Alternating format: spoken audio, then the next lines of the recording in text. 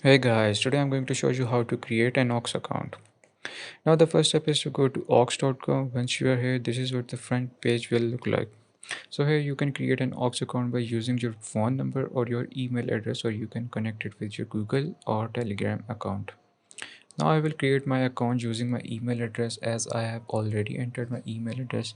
Now I'm gonna click on sign up, and now it's gonna verify that we are a human or not.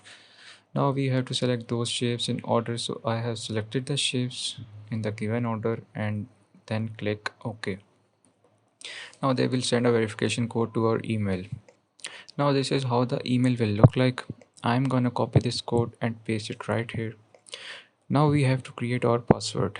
Once we have created our password, we will have to click on next. Our account will be created, and now we will be redirected to this page. Now you will have to download it, and